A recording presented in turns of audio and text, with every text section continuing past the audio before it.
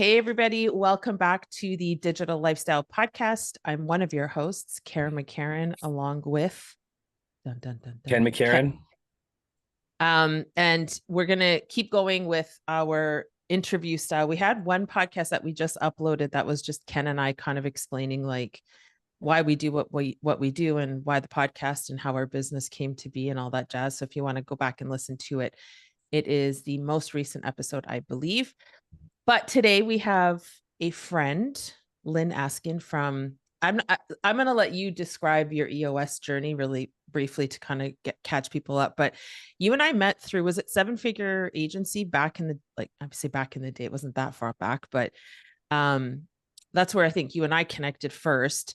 And then we both ended up at Unleash the Power Within last November. And I think our friendship was solidified in that crazy environment. And he actually hooked me up, and I'm just going to leave it at that. He had a different color lanyard that I gently confiscated. And but yeah, so that's kind of I think where we got to know each other a little bit better, and here we are. And so welcome to the show. Thanks for coming on. Tell us a little bit about your quote unquote journey into the digital lifestyle, and then we're just going to get into some questions. Oh my gosh, where do we start?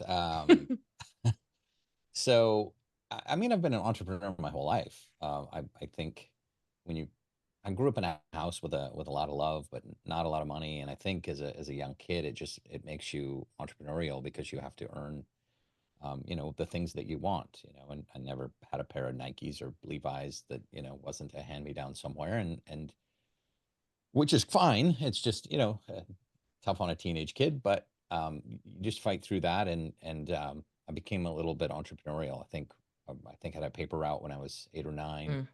Delivered the Las Vegas Review Journal. So back at a time when they drop off the bundle of papers at your house, and you fold the papers up, put the rubber band on, then you go deliver.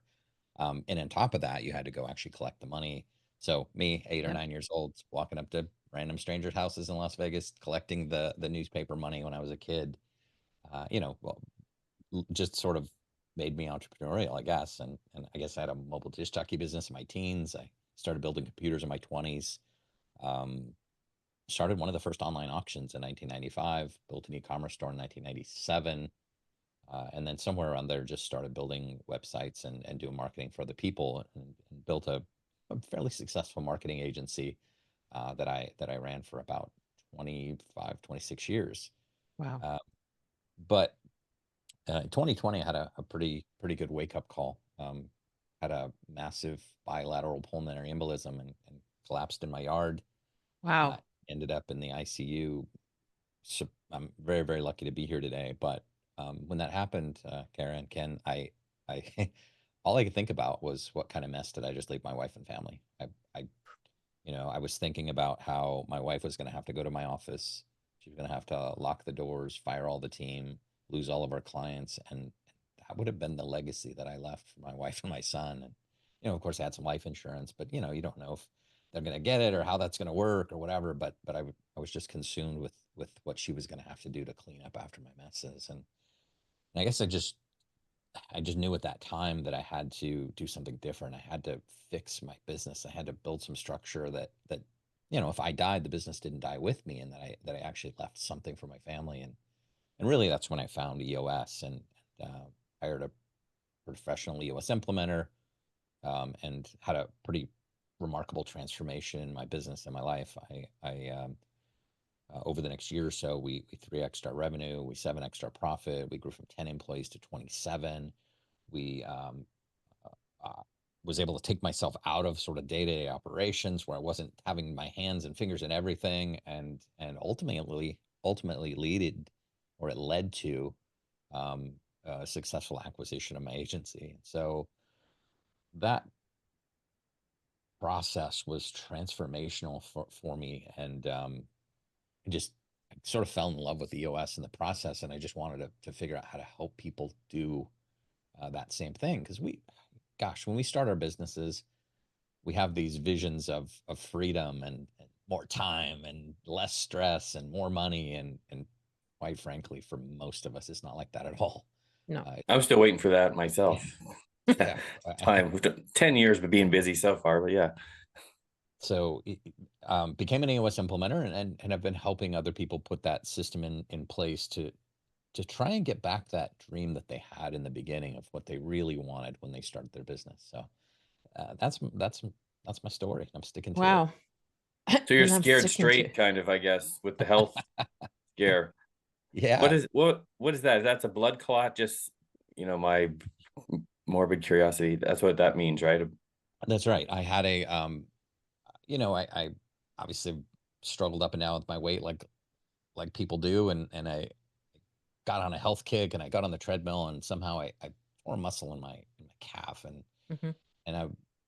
and I guess I just thought it was a torn muscle, but it turned out it was a blood clot, and I just let it go, and I did everything wrong, and I man, I foam rollered it, I heated it, I massaged it, I did everything, and essentially just I'm a guy, I'm like, I'm not going to the hospital, all that stuff, and Interesting. That I'm gonna sounds tough this familiar. out, and I basically had a blood clot from my knee to my ankle, and it Oof. filled my lungs with blood, and both of my lungs were just full of blood clots. I couldn't breathe. I lost the ability to transfer oxygen to my heart, and Huh. uh, Wow. and so yeah, that's a pulmonary embolism when the blood Yeah. can't fill your lungs.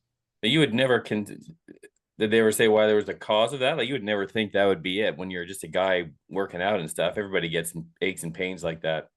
Yeah, well, I think a lot of it had to do with the lifestyle of running a marketing agency, working 14, 15, 16-hour days, sitting in the chair, not Yep. moving a lot, not really taking care of yourself, not sleeping well.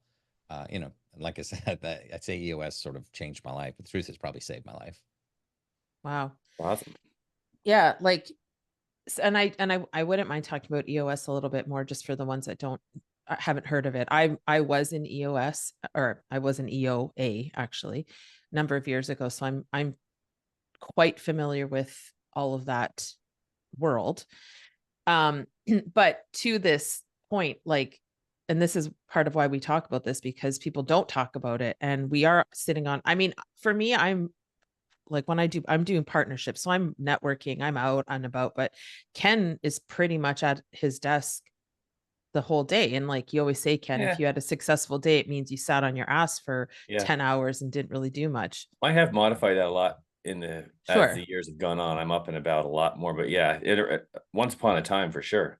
I could sit there 10, 15 hours, 18 hours without, when I was writing, all writing, it was no movement pretty much, except in the brain's moving. So you feel like you're doing stuff and you're tired, but your body's just sitting there, I guess, Stagnant. pooling blood in your lower legs, basically, if you're just sitting there in a chair.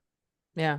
Basically, I think that's probably what happened to me for sure, is just long hours in front of the computer and not a lot of movement. Yeah. So can you give them, the listeners, a little, like, I hate the phrase elevator pitch, but just tell them what EOS is, just so that they have a bit of a high level understanding. Sure, sure. Yeah, and I understand I'm not here I'm certainly not trying to sell anything here today. And I just want to, come on and have a great conversation. But um, the elevator pitch of EOS is essentially I help business owners and entrepreneurial teams and leadership teams get better at three things: vision, traction, and healthy. And by vision, I mean, let's make sure that you and your leadership team are 100% on the same page with where we're going and how we're going to get there. Traction is about instilling discipline and accountability so that no matter where you look, you see people executing on your vision. And healthy just means making you and your leadership team a more cohesive, fun loving, functional team that likes to work together. Because let's be honest, sometimes we're not. And really, that's kind of the gist of what we do. Obviously, there's an EOS model, and we hope you get Mhm. strong in 6 key components and things like that. But it's really a framework. It's you know when we start our businesses, we kind of have this opportunity to just get started, and we doing this thing that we love, and then we got to figure out how to clone ourselves if we want to grow, and then those people have to figure out how to clone themselves and things like Yep. that. But um, you can do that with a lot of guesswork. You can do it with a lot of hard work, or you can do it with a framework. And Mm, EOS is that framework in which to run a business. awesome. Thank you.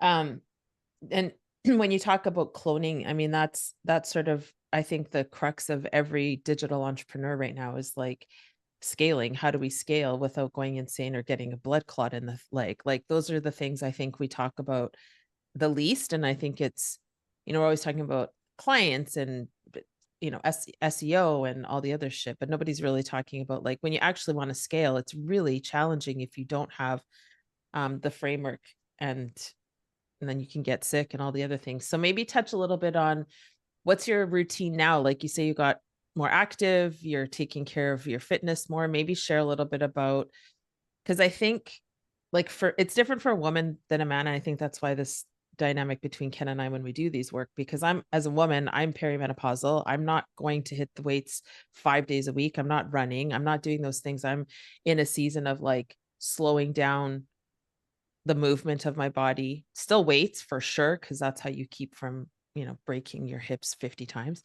But his physical routine is radically different than mine. Like he does have to go on and, lift weights and do all the kind of get that energy out. So maybe talk a little bit about what your routine looks like as a dude, and any kind of tips that you have, because a lot of times you get sat behind this desk and the weight piles on and the energy starts to lower, and it's really hard to get your ass up and go do something before you're kind of healthy again. Once you're there, it's sort of like a no-brainer. But before that, maybe talk a little bit about some strategies that you have and what you do to keep your body moving. Yeah, well, certainly I am by no means the one to give fitness advice. I'm a little overweight right now, and I've let the work just get in the way of taking care of myself a bit, even today.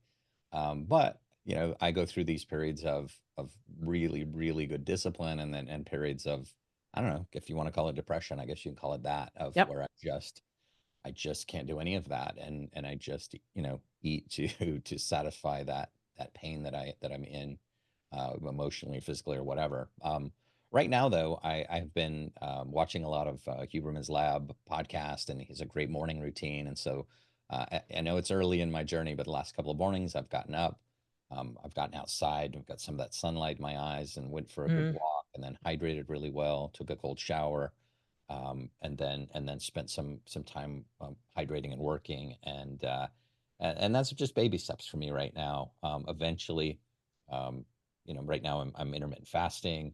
I've lost some weight already in the first couple of days of that, Oh and boy. then I'll get in the gym soon, and just I've got to get back in that routine. I think the challenge for me is finding the why, and sometimes Yeah. that's a real struggle, is figuring out, you know, it shouldn't be for me. It should be really simple. It should be like, hey, Lynn, do you want to stay alive? Let's get yourself in the gym. Um, but most of us don't think like that, and most of it just kind of running through our day to day, and sometimes that's not a huge priority. So Yeah. it is difficult to find sometimes your why for being fit or being in the gym. Hmm. It is hard, I think, too. Well, I can share my story, obviously. Yeah, with the Um, intermittent fasting. yeah, I would say the gym that people put so much emphasis on is getting to the gym business, but I would, I mean, think of it as moving your body, the going out in the morning. I do that. I go for a walk first thing in the morning. I think it was January. I'm one of those. I don't know if that's just because I'm confrontational or whatever, but everyone says don't do a New Year's resolution, but I always do the Right. stuff right on January 1st, just to show that I can. He's But contrarian. How about that? yeah, That's a better word to use. so I think it was last year, January 1st, 2023. I started intermittent fasting on a 16/8. And at first I was only going to do a 14/10 because I didn't think I could do 16/8, but I did, and I started doing it. And it's just, I'm down about 30 pounds from then that I've kept off since then, but it only took maybe from 3 January to months. April to get to that point. I think I lost 7 pounds in the first week. Just really give it. And the more you get into it and learn about it, it's such a healing aspect. Every time when you start to feel your stomach grumbling, that's when the healing is starting. And I put some stuff up on the whiteboard. Like I embrace the feeling of an empty stomach, just little affirmations and mantras, because I know when that starts, that's when the healing process starts. And that's just like one of those little naggy things that you get used to, because the grumbling stomach, which we associate with hunger, is not actually hunger. I always bug Kara all the time. She says, I'm hungry. I say, you're not hungry. Your stomach's just empty. You're hungry. Don't eat for a month. Then you tell me you're hungry. But it's So much love. Thank so you yeah, so it's much. and I've read so much about it and watched so much about that, where it doesn't even matter what you eat during your eating window. You're still going to get the same healing effect during the fasting window every time, day after. And for us, we're on a 24-hour hormonal cycle, men. Women are on a 28-day one. So there's a whole movement, a whole book called Fast Like a Girl and stuff for them. But for us, our hormones are regulated 24 hours. So that's why we can do that just over and over, this same 16, 8, 14, 10, whatever fasting routine. And it works because it's very annoying because we're over here. Like I started to do it with him at some point and I was like, yo, I haven't lost a fucking pound. What is happening right now? Like I did it for 3 straight months, not a pound, maybe a pound, but well, you're it's, just giving your body, you're forgiving your body a rest and a break when yeah, you're, but because there's so I much didn't do every it for a time. rest and a break. I did it to lose weight. Yeah. So, But because every time, most humans, male and female, every time you get that stomach rumbling feeling, you fill it back up again, and you don't right. there's never a chance. It's like overfilling an empty gas tank. So yeah, I would say like that's a great way to go. It's just creating the routine basically, and you can add the gym, actual heavier gym stuff. I didn't go to the gym for 2 months. We went yesterday, but I've just been working out at home and stuff. It's just the act of moving your body. We have rebounders around here too for that chronic sitting that we do. You just get up and bounce on it. It has tons of Yeah. health benefits too for your lymph system and your bones and all that kind of stuff. But before I get off on a whole big, I was going to say, like, are you done your commercial for rebounding and intermittent fasting? Holy shit. We're not interviewing you, Ken McCarron. No, it works is all I'm saying. You're on the right track. Yeah, I've actually lost somewhere around 200 pounds, the same 20 pounds 10 times. Yeah. When I'm disciplined, I'm really disciplined. I do really well. And so a lot of this is about psychology for me. And so it's really hard sometimes to get in the right mindset. And that's, had some good motivation this week and was home, saw some family. Some of my family's not in the best of health, and I went and hung around some of my business peers, and a lot of them are in really good shape. And I just like, man, it's time for me to get that together again. And so it's a pretty good psychological battle in your brain between your, the two sides of that, the one that's like, go to the gym, and the other one's like, nah, don't, Right. You got to fight that battle. Always. That's a tough one for me sometimes. Yep. So let's talk a little bit about, so first of all, I just want to honor you in saying, like, when you're feeling that depressive state, like we all do. I mean, I just got back from business mastery and I'm on a low right now. Like part of it's my cycle, part of it's sleep deprivation. I'm not quite back to normal because business mastery is just as intense. Not as intense as a UPW, but it's longer. So it's longer days. It's 6 days. And so I love that you brought it up, because I think this is part of it is the loneliness of being a digital entrepreneur is what I find for me personally. And Ken is an introvert, so he's cool with it. But even that, I push him to like make friends in the world of this, because I don't want to be the only thing that he has to kind of go to. Because I have all these friends in Tony Robbins' world. So talk a little bit about how you manage that, because like it's a friggin' lonely road, and we don't actually have to see any of our clients. You do, because you're going into their spaces and implementation and stuff. So I think it's probably a bit better now than it was for you maybe at a time. But talk a bit about your mood and like just how, kind of elaborate on that. And then how you stay social, because that's tricky. Sure. I think, I don't know, in some ways I would say that I'm good at alone. And then some ways I would say that I'm terrible at being alone. I think that goes in cycles for me too. Really good example is, I went home this weekend. Just, this isn't business, but I went home and I lived in a small town in Montana, county fair. You go back and you see some of your old high school friends, and you sit and you have fun and you talk, and I don't know, it's probably 10 or 11 at night. And I jumped in the car and I was headed back to my mom's house, and I hit Main Street, that Main Street that we used to drag as teens, and I was in my car and I was alone and the streets were empty, and I transported back to high school, and it just, I had this massive wave of loneliness just hit me, and it hit me like Mm. a truck. And it was really strange. And I was like, man, I've got to go home. I've got to go back to my wife and my son and my family. And I need to, I don't know, it was just a weird, lonely feeling. Hmm. And so that's something that I do deal with every now and then. Obviously, I have a bunch of masterminds and a bunch of groups, and I travel a bit. In a lot of ways, those people are acquaintances, and I think Right. friendship is really valuable. I think I probably need to be a better friend. I need to probably reach out to some of the people who are close to me and care about me more, rather than relying on them or hoping that they will. We're all busy in our lives, and I think we need Yep. to make time for, your friends or your family. I think a little bit more, or at least maybe I do. Hmm. So what do you do for fun? That's a really good question. That might be the toughest question of the day. I don't know the answer to that at the moment. Mm. No hobbies or anything like that? Well, I love to cook. I Mm. think my son and I do a lot of cool stuff together. My son is a kind of a genius kid, and um, we've got 3D printers and all kinds of fun stuff like that around the house. And so I do enjoy, have a flight simulator that I love, Oh, wow. That's Oh, cool. I love playing that's a in. cool hobby. That's a pretty Ken's like, I'm hobby. coming over. Yeah. So that's pretty cool.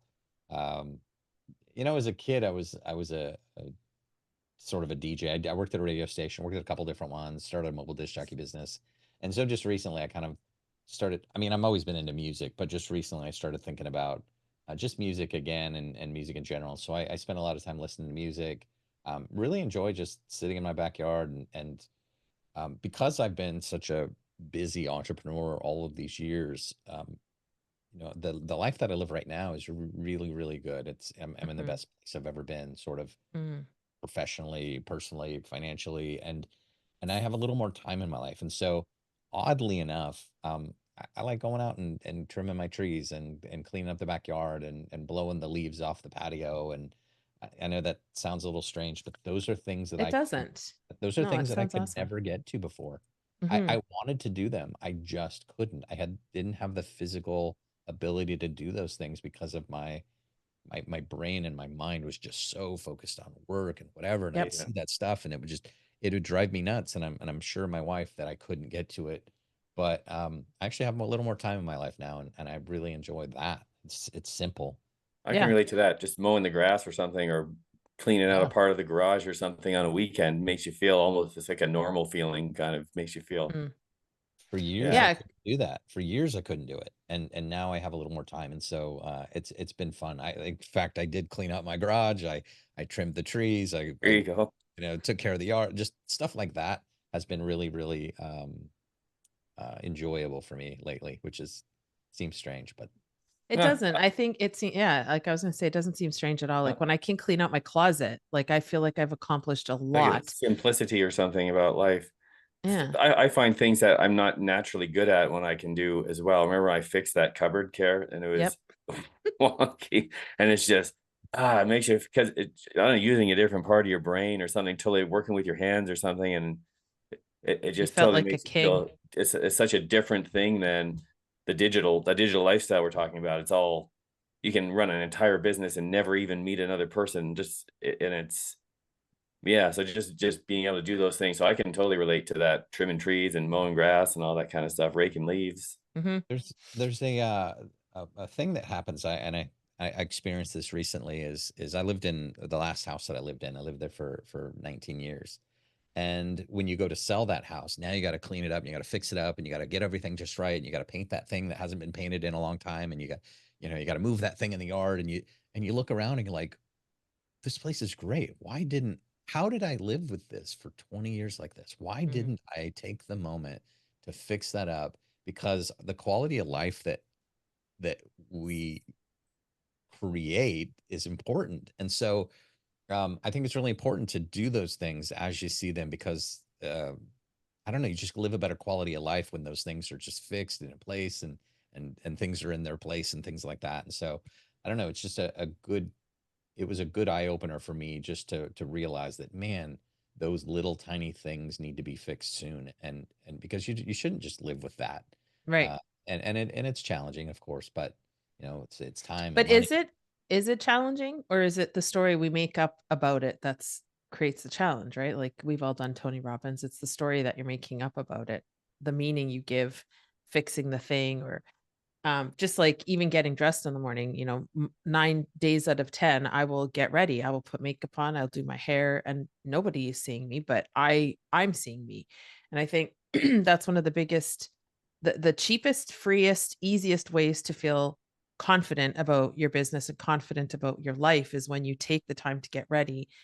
Um, because it seems stupid on some level because like nobody's going to see me, but it tells my subconscious something that I care enough about me to take the time to like look presentable throughout the day. And I think that we Right. overlook little things like that, like painting the trim maybe that needed to be painted, or cleaning the car out, or whatever. Like hint, hint, Ken. Those things really do matter though, right? Because it's stacking, and Ken loves the concept of stacking wins. And I think that's one of those really key elements when you're an entrepreneur who is digital. It's easy to just put the blinders on to everything, like fitness, food, social life, the aesthetics of your house. And I think it shouldn't be discounted, like what you're talking about, doing those little things in the house, because it does make a difference. So maybe talk a little bit about, I mean, I love talking personal development, and I know that you're into that world as well, just by obviously our experience together, but maybe talk a bit about some of the things, like who are some of your mentors, who are the people that you look up to, first of all, and then maybe just some sound bites on a couple of that really stick out that have really changed your life. For me, it's like the number one thing that is a constant loop in my head is proximity is power. Like that is the most massive thing in my brain constantly, is proximity is power. But maybe talk a bit about, who you're into, why you're into them, if there's anything that really jumps out that you really focus on daily basis. Oh man, I go through periods of this, but you know, we share a common and thread in Tony Robbins. I believe I bought you know, Awaken the Giant, you know, one of those books early in my, geez, my teens. We used to watch the infomercial Infomercials, yeah. on TV, and you know, I bought a cassette tape and listened to Awaken the Giant Within many times, and then ended up buying, you know, Personal Power 2, and then Get the Edge, and it was just something that, now I struggled to actually implement a lot of those things, but I had Mhm. listened to them, and a lot of those things sort of got ingrained in me. And one of the one of the big ones that I still struggle with is that the difference between sort of being content, or being happy, and being Mm, content, because at any moment I could look at my life and go, my God, I'm so lucky. I am I am the luckiest guy on earth. I have everything I've ever wanted. Everything in my life that I have now was once a dream. But sometimes when you do that, then it takes away the drive for wanting more. And I almost feel guilty for wanting the next thing and wanting that. And so there's a really challenge with there, and I haven't really worked through that yet. I think, um, you know, at any point in my life, I could stop and go, yeah, this is a good life, and I'm really lucky, and look how far I've come. right. Uh, but then there's this gap between, you know, where I am right now and where I think possibly I should be. And so that, I think that's something that we all maybe struggle with, sort of that gap in the gain kind of thinking. Um, so that's one of the things that I carry around with me is how do I navigate that? Um, you know, and I guess the crux of that is, you know, people will do things to either gain pain, or Mhm. gain pleasure or avoid pain. And so those there's so many Tony Robbins things that I've carried along with me along the way. But obviously, I'm an avid reader. I have tons and Yep, tons I see of your books up giant here. So collection.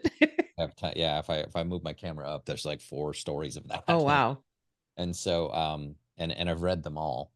And so I've taken little pieces away from all of that, and I think it's just sort of formed who I am. I don't. I'm having a difficult time thinking of something very, very specific. Uh, it depends on my moment. Right now, I'm really into Andrew Huberman and Huberman's Mhm. Lab, because trying to think about my fitness. Right. You know, some days it's psychological, some days it's personal intelligence, some days it's fitness or motivation. I jump around quite a bit. Yeah. I love that you're saying the piece just now, and Ken and I talk about this all the time about how do I feel grateful for my life but still want more, and that balance, because I mean, anybody who's in personal development, you guys will know that gratitude is the quickest, fastest, surest way to more abundance. Like if you're grateful for what you have, then more always comes to you. But there's that piece where, like, so Ken and I literally yesterday kind of put a bow on it, but today is the first day we've launched the content company AI tool. And that's a big deal. And if that's a huge goal, like it was a fast goal, but it was a huge goal. So now I think we have the propensity to be like, okay, well, now what? I mean, obviously now I have Well, to you go say sell you felt a little anticlimactic because anticlimactic. Yeah, there I was bet. this big goal in mind and we built this tool, really quickly. We hustled, and we have this fear of, if I get what I want, am I going to want nothing more? And then if I'm not challenged, am I going to wither away and die So and you be put all off doing the things that are necessary right? to get the goal, or you become complacent Yeah, afterwards. It's right, that be happy but not satisfied idea. That's right, what resonated with me recently when I saw it. They say be happy with what you have, happy, but don't be satisfied. And it's just, you can even change your thinking into just almost like a game kind of thing. This is what it's going to take for me to stay in the game. If you're into sports, or if you ever played sports, Mhm. I mean, Ed Milet says business is a sport. It's not necessarily just about winning, but it's about staying motivated and staying engaged. What's the next thing that's going to get me light you up. excited in the Yeah, morning, or get me, yeah, and I don't even think it has to be such a big dramatic type of thing. Just okay, we got this tool made. Okay, what's the next thing? Let's go sell some of this tool. Well, let me go in there and train this so it sounds just like me. That doesn't quite sound just like me. Let me go a little deeper, and just continue to move on and evolve, because that's one of Tony's things too, right? If you don't have a purpose, you're hmm, whatever. Like you have to have a purpose to some degree. yeah. And I think so. I think we all struggle with that. I know for sure, as a, when I'm in my masculine, 100%, I'm struggling with that because that's my hunter. And I'm like, go, go, go. I got to get shit done, got to get shit done. And then I get the shit done. I'm like, okay, well, now what? And I think there's peace to just being in flow for a minute, for me anyway, like where I can just, take today maybe even and just be like, holy shit, did we ever rally? Like our business, our content writing company was on its deathbed, truly. Like people don't want human writers, or they don't want to pay for human writers, and they think that AI is this easy free thing that they can do and produce really good content. And it's not. Like it's like anything else. You have to develop it to make it work for you. It's not just a perfect tool. And so I think relishing in, like, we rallied pretty quick on that, and just sitting with that for a second. And to the people listening, like, understand the reality is we're never going to run out of goals. If you're an entrepreneur, you're an entrepreneur. There's always going to be something. And I think one of the biggest dangers for guys, and Lyn, you correct me if I'm off here, but I think and Tony says this, the science of achievement and the art of fulfillment. And I think a lot of men, because that's the masculine drive, will go crazy in achievement and like getting shit done and creating an agency. And now you've got this newer business. But then the art of fulfillment is where I think a lot of men and women, but men in particular, you guys fall short because you haven't even looked up to say, am I feeling fulfilled right now? So I don't know if that's your experience or if you can kind of speak on that, but the science of achievement and the art of fulfillment, that's another big one that I've always sort of conscious of, which is why I volunteer. Like I volunteered at Business Mastery. I do a lot of that serving, and I'm in service 100% when I'm in it, because then I'm feeling that fulfillment of, I helped a business owner, or I helped somebody not commit suicide at a UPW. Like those things actually happen, and that fills up my cup. So then I can go back into hunter mode and be like, okay, this side of me is good. Now I'm going to go crush it. So I don't know if you have any kind of extra to add to that. Sure. No, yeah, of course. I was it made me think back to being young and hungry. And, I think when I was much younger, I thought that, I don't know, I guess as I got exposed to the world, I got to see how big it was. And I got to see that there were unlimited possibilities, and that, the world was bigger than my little small town of Baker, Montana. And, spent some time in Vegas in my life, and I got to see, some real wealth. And I'm like, wow, there's something out there for me. I haven't figured it out yet. And there was this drive and this Mm. desire and, need, I guess, to succeed. And then at some point, obviously, I got married and had a child, and that changed my life quite a bit. I still had to provide for my family, but um, I got to tell you, Karen, that I never missed a spelling bee. I never missed a math Olympics. I never missed a karate class. I never missed a piano recital. I never missed a soccer game. I never missed a baseball game. I Mm. was every single one. Yeah. And when my son would look out, after winning the regional math Olympics, and he would look into this giant sea of moms, I was there, and we made eye contact, and I'm really proud of that. Yeah. Did that take away from my business, and did we do less business because of it? Yes, of course. But I wouldn't trade that for the world. And now he's 21, he doesn't need me quite so much. I'm sort of in prime, like, earning age. And now I'm starting to think about my life and retirement and what I'm going to leave, and things like that. And so now I have a new drive again. Mm. Uh, but I think it's really important to, you know, not to bring up EOS again, but there's something called the EOS life. And the EOS life is really about doing what you love with people you love, having a massive impact, being appropriately compensated, but having time for other things and other Yeah. interests. And that's the life that I want to live. I want to have other interests. I want to, there are EOS implementers who, there's a woman who's the EOS implementer who has a school in Africa that she funds, that they created and built and travel to and fund. And there's so many very charitable EOS implementers who are just helping in the world. And I don't want to find that for myself. And I don't know what that is just yet, but that's the kind of fulfillment that I think, I don't know. I want to find that fulfillment part too. Hmm. And Yeah. right now my life is great. I've built an amazing sort of practice. My son's an amazing human being. My wife's absolutely amazing person. My father-in-law lives with us, and things like that. And I was able to travel home to see my mom last week. Just Yep. one other thing. And my mom still lives in the old house, and things aren't quite as cleaned up as I'd like. And so I spent some time there just taking care of her and making sure she had what she needed. And I built her and bought her a new computer. And then her refrigerator wasn't working, and I replaced her refrigerator. And those things brought me so much I don't know if it's pleasure or whatever, but it felt really, really good to be able Joy. to do that for my mom after everything she's done for me. And to do it without sort of breaking the bank was Hmm. just a testament to just how lucky I've been over the last couple of years. You're making me all emotional. It's because I can feel your emotion in it. And I think that, again, like, Tony says, and it's not about Tony Robbins, it's not the Tony Robbins podcast, but um business is a spiritual game.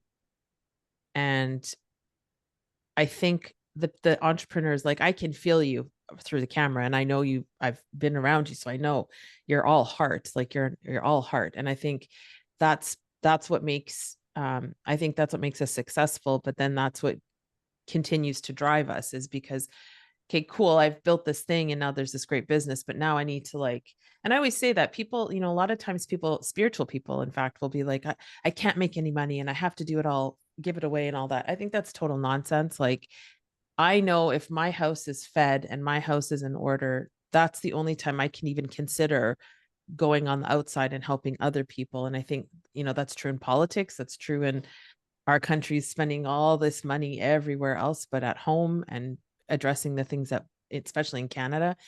Um, so I get that. And I think it's beautiful, but that fulfillment piece, I think, is the difference between your head and your heart. Like, your head is the business, your heart is, how do I give back? And I think, as you were talking, one of the things that is near and dear to my heart is the human trafficking stuff. Like, I know before COVID, I was going to send 1,000 women to UPW, and Tony actually personally reached out and said, I'll pay for half.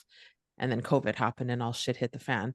But that's a piece for me where I don't know quite how I'm going to give back in that area, because it's hard. It's a sensitive thing. It's hard to hear about it and whatever. But I think that's one of the things that when the time is right, I will sort of give back there. And those simple things, sorry, that Lyn does, like helping his mom and stuff. Yeah, like that feels because amazing. not everybody sure. is, at the point where you're going to help that many women is not today, but Right. you can go do a tiny little thing, Mhm. Take a meal to a neighbor, or help a neighborhood cat get some water on a hot day. Anything little, all these little things that bring you, make you feel good. Not that helping your mother's a little thing, that's a huge thing, but it's Yeah. something that you have within your power, that all the things that you were talking about, going to all your son's activities that you built up throughout the years. And I think that's another benefit of the digital lifestyle, is that you Yep. can, like I make a joke. I say I spend one day a week with my elderly father. We play golf,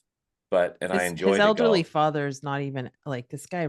Well, he's 81, but He's doing technically good. technically elderly, but I know. I enjoy playing the golf as well. But it's just being able to do stuff like that. And we'll go play like on a Wednesday afternoon, because we don't want to play on the weekend when it's really busy, but we have that option. I can work here at home on the weekend and then go out and do stuff during the week with him. Or I'm sure, I don't know if we've ever missed any of the kids' things at school or any of that kind of stuff either, because we have the opportunity to do it. So that's we have something to be 4 of grateful, them. So something to there's be a grateful lot. for in this lifestyle. I think too, the being able to kind of manage your time a little differently.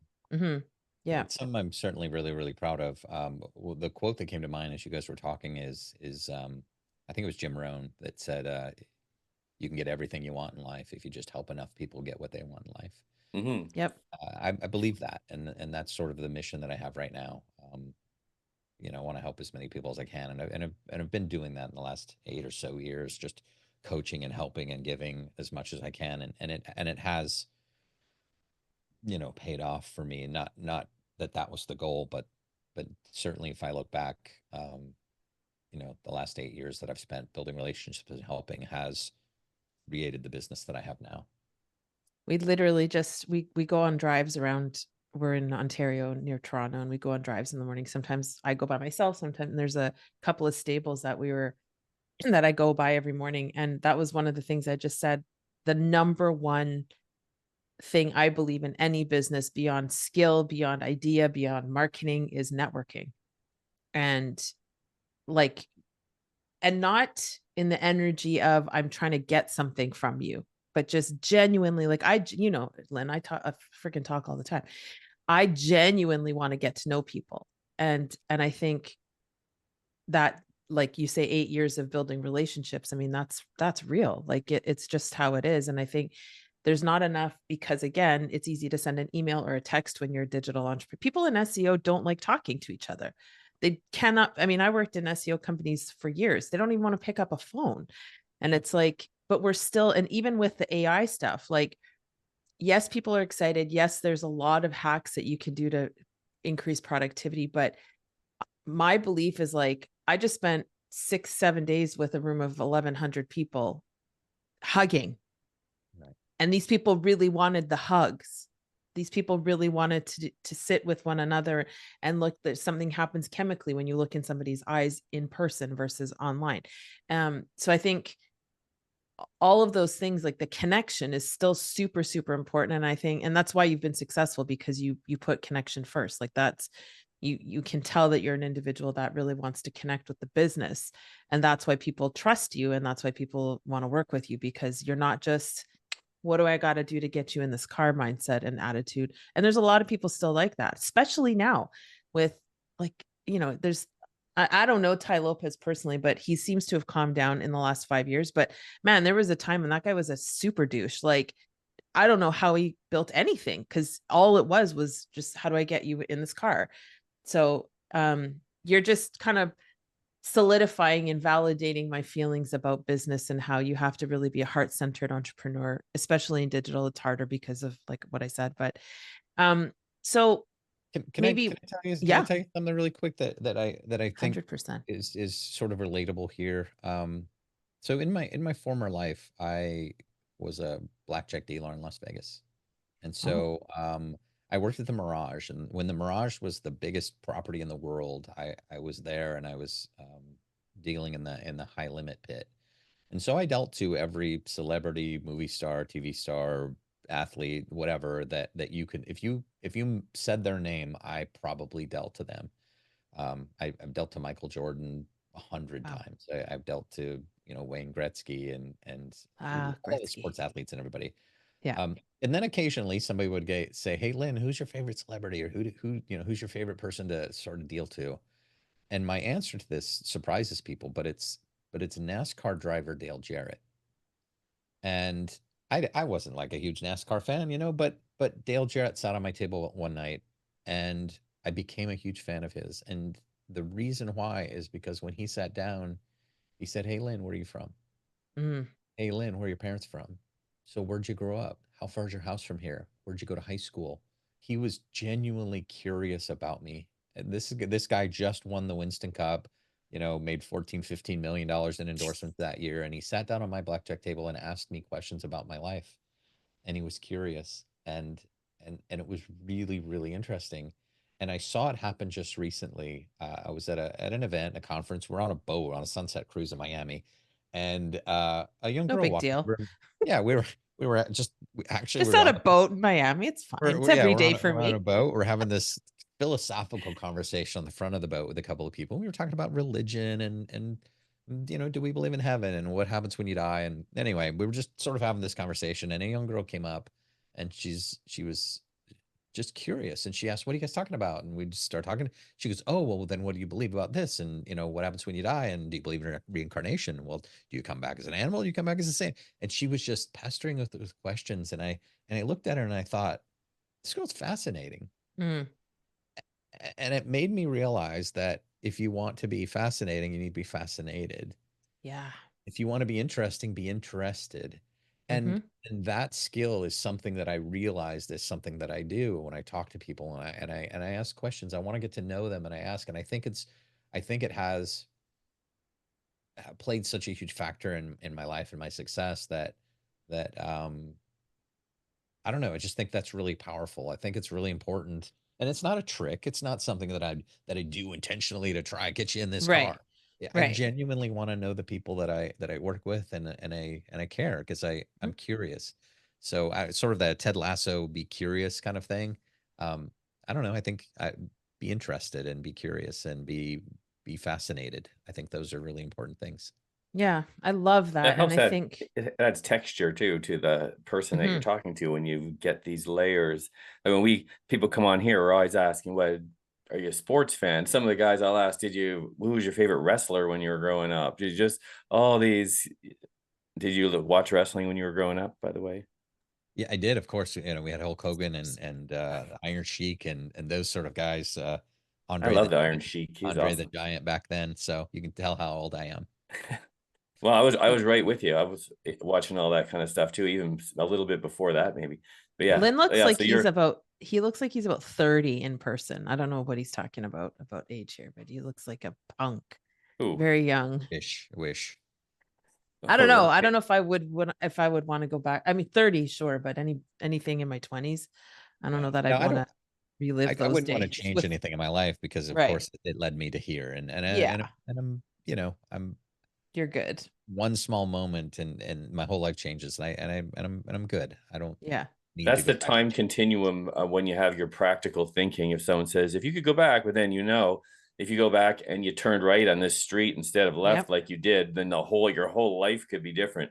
So it's I think every little thing happened what's to this fascinating point. about that is when you ask somebody if you could go back in time and change one thing, would you do it? And they're like, no, I wouldn't, because it would change my whole world. Right. But what if they change one small thing now? It could change their Mm, whole world now. And I don't in the think people put future. those two things together. That's It, true. Yeah. you think about like, gosh, if I had to make that one tweak, then my whole life would be different. Well, guess what? That's also true today. Right. One small change in your life right now could put you on a Totally. totally different trajectory, and people won't make the small change now. It's strange to me. So to that, good segue. I have a question about like your friend group, because this is one of the things that I think Ken and I struggle with. Well, I struggle with my friend group. So It stinks. That's what the problem is. yeah, but recently I've learned I quit drinking in January. We both did. And like I say quit, like it was like a big deal, but She decided not to drink for the rest of the year. You didn't say you for really 365 days. I'm Yeah. shot my mouth off, and now we might have to renege on that because we're going to a conference in Mexico for WSI, and it's all inclusive. I've never been to an all inclusive, so we'll see. But the interesting thing that happened was I have my like personal development friends, and then I have my girlfriends here that I hang out with, and we would go on boat cruises and stuff like that. As soon as I stopped drinking, I literally had not a single invitation to anything ever again. And it's been that way for 8 months. So when you talk about that one little tweak, that was, I mean, stopping drinking. I mean, I would probably drink 2-3 times a week, maybe like wine, mostly. It would be a couple glasses of wine, whatever. Nothing crazy. I wouldn't get like hammered on a weekend. But that was a small shift. It was big because I really wanted to. My parents were alcoholics. So for me, I've been so terrified of ever being an alcoholic that it was more of a like, I was thinking about the alcohol during the day. I didn't love that I was thinking about it. I'm going to stop doing that and just see what kind of happens. And then So you made the small, declaration though, so you had I to. did. Right. Which is how you keep shit real. So yeah, it was big, but a small change. And then all of a sudden my friends group dropped me. And does that make me sad? For sure. But did it show me that I was playing small by trying to, my need to belong to these women was greater than my need to grow. And apparently everyone else was like, yeah, no shit. And I was like, well, you could have told me that for the last, because 2 years I spent with these girls, really just hanging out all the time. And nobody was gutsy enough to be like, by the way, you're changing. Cause I would go into the group very positive and like, life is happening for you and not to you. And like, just that whole me, like how I am. And over time, I got quieter and quieter and quieter to the point where I wasn't saying anything. I was going in there and I was bitching just like everybody else. So maybe, and so Lowering yourself to their I level, right? did. They didn't Yeah, I rise to lowered your my, level. right. I What was lowered that? my What's that saying? frequency. You'll never rise to your goals. You'll always fall to your systems or something like that. Right. Business wise. So Lynn, do you have like your peer group, the bros you hang out with or the ladies you hang out with or whoever you chill with? Like, do you find, like, how do you find it to be? Do you find that the old, because you talk about going home and seeing all your old buddies and everything, like, is there a disconnection now between you and the old you via Uh, your friends and stuff?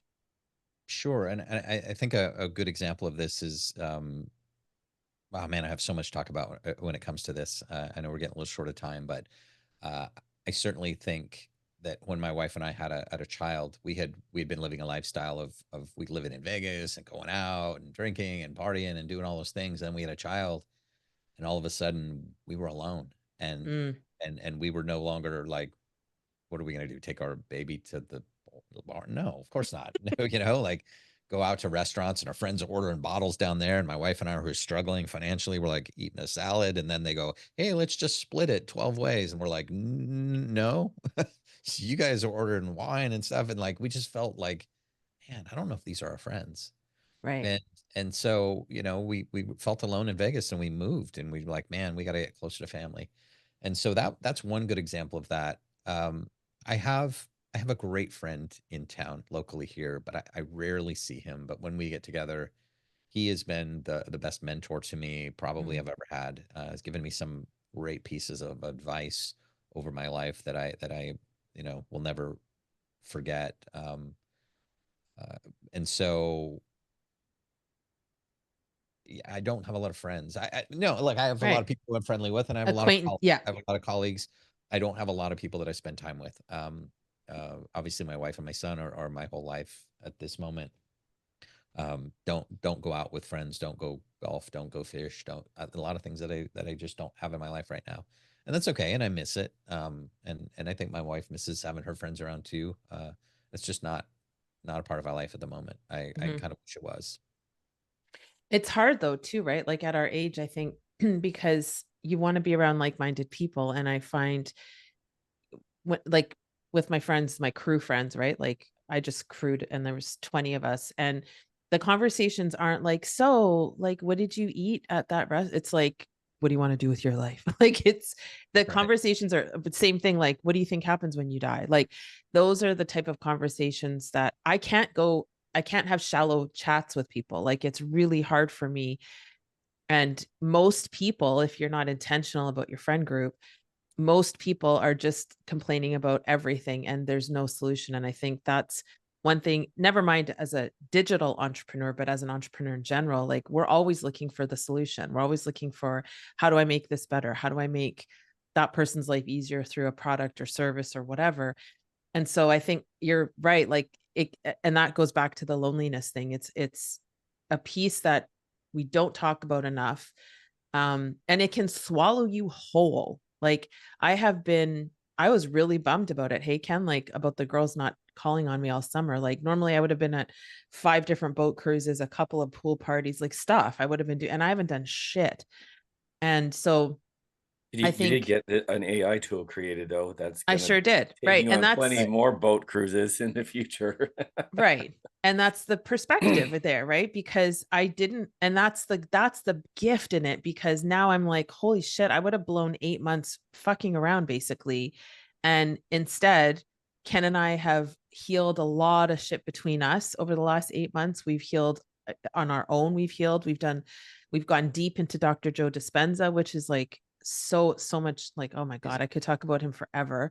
What's the life is happening for you instead of to you concept, right? That Tony talks about. Completely. Yeah. Like, and so now I'm looking at it and I'm like, okay, if I had been with those girls all this time, I wouldn't have done what I just did. We wouldn't have we wouldn't be Yeah. where we're at. Like Well, there's the business is about to go yeah. geometric, like Well, skyrocket. we even have our biggest client who also the last 3 months or so has had abnormally low sales, that they would use Right. us for all of their new websites, and they haven't had any.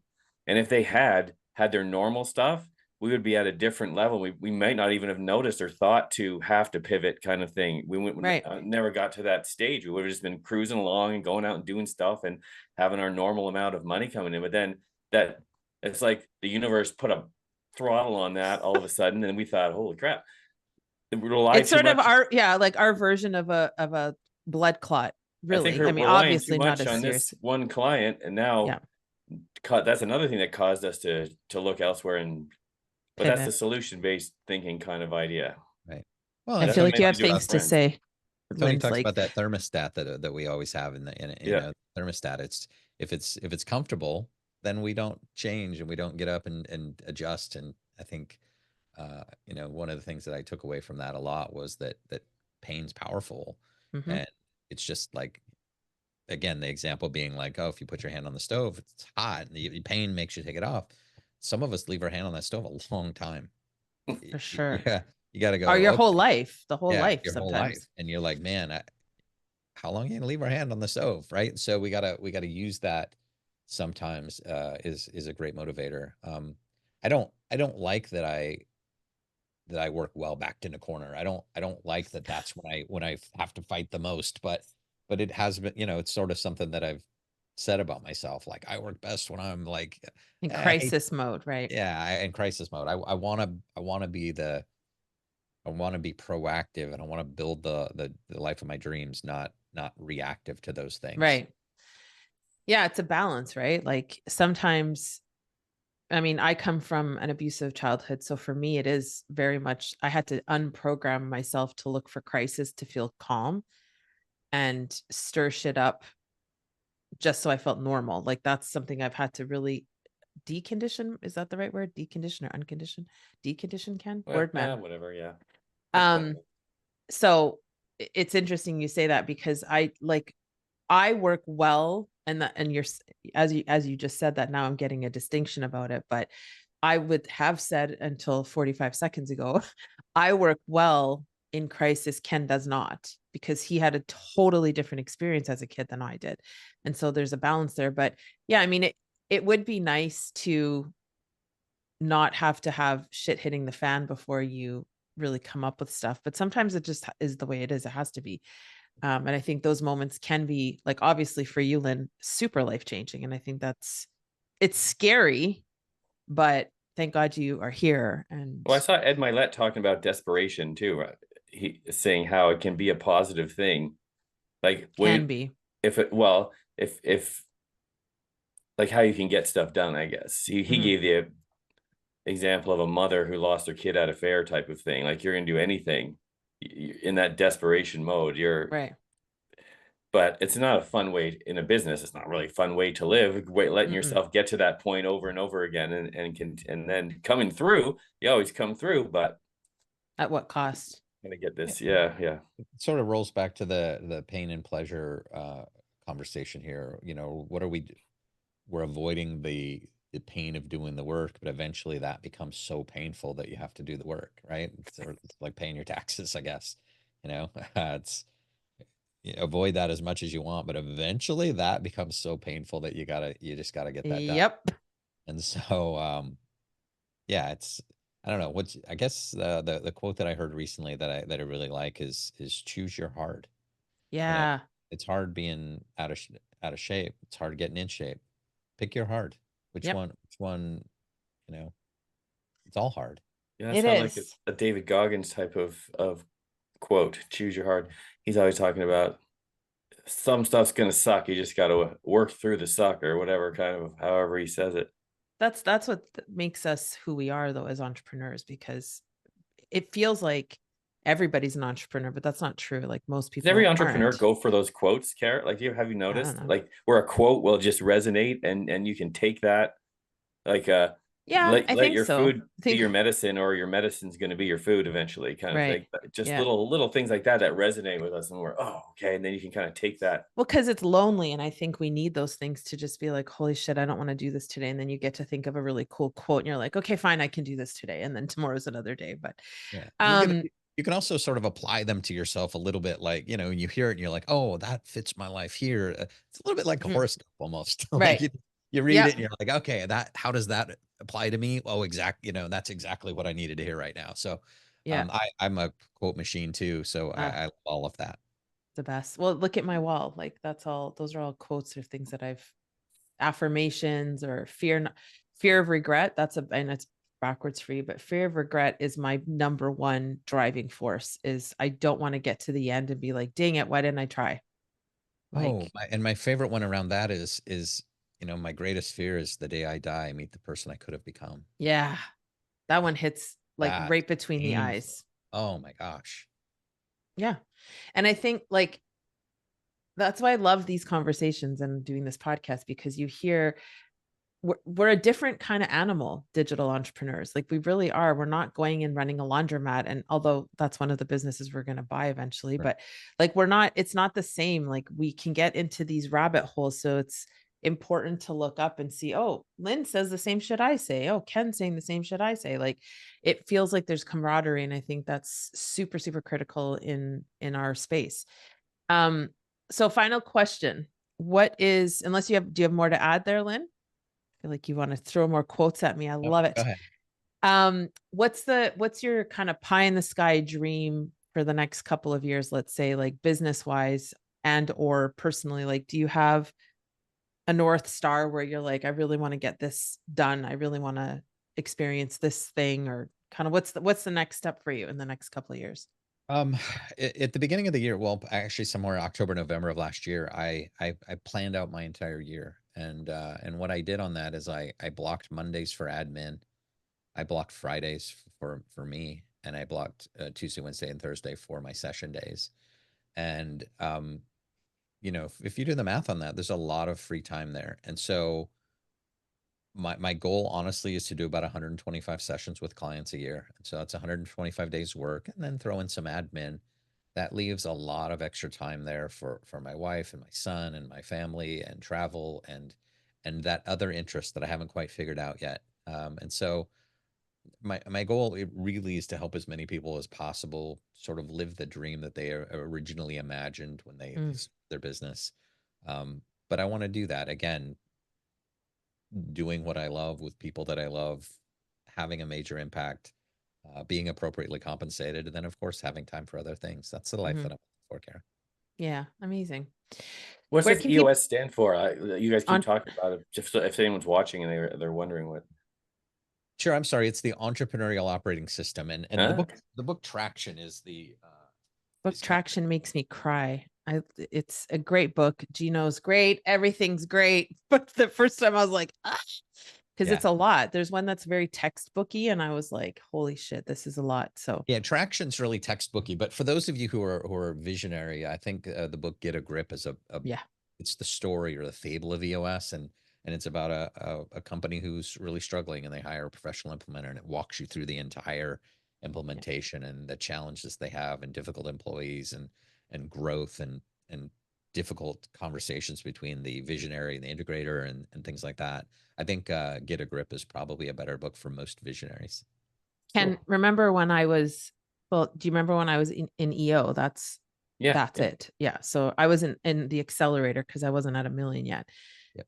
And so it was a really cool experience. So I really enjoyed it. And I made some really incredible friends from that. And I never went back to visit. Maybe that's something we need to look at down the road as we rebuild what we're Just so I'm doing. super clear, EO is different than EOS. Is They're, it? Okay. Like the actual they, implementation system. there's not an actual relationship there, but obviously EOS is not, it's not magic. It's not silver bullets or magic beans, Nothing anything is. like that. It's simple, practical tools. So you'll see these tools in a lot of different areas. So Right. when Gino created it, he pulled from a lot of different places. Gino was So he was one of the first members of the Detroit EO chapter, and so he started helping those businesses there and he sort of cobbled oh, together this system. But okay. EOS is clearly a different entity So altogether. then that's interesting because it appears as though that's the system inside of EO, but they're not That's related. possible. That's possible. Interesting, because that's where I got the books, and that's where we were taught all of this stuff. So Yeah, very possible. interesting. Hmm. Um, cool. So where can people find you if they need you to fix their shit?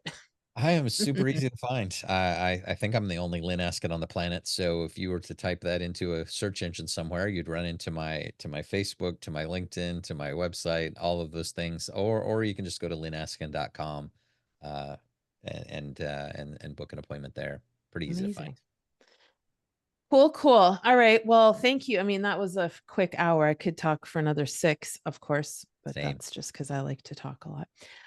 So we will have this episode up for everybody to listen to in the next few weeks, and we'll share it like crazy. Thank you so much for coming on the show. I deeply appreciate it. Ken, any final thank yous? No, thanks a lot. That was awesome. It was great hearing your Awesome. stories. Have fun with your flight simulator. Are you ever going to make that a real flight?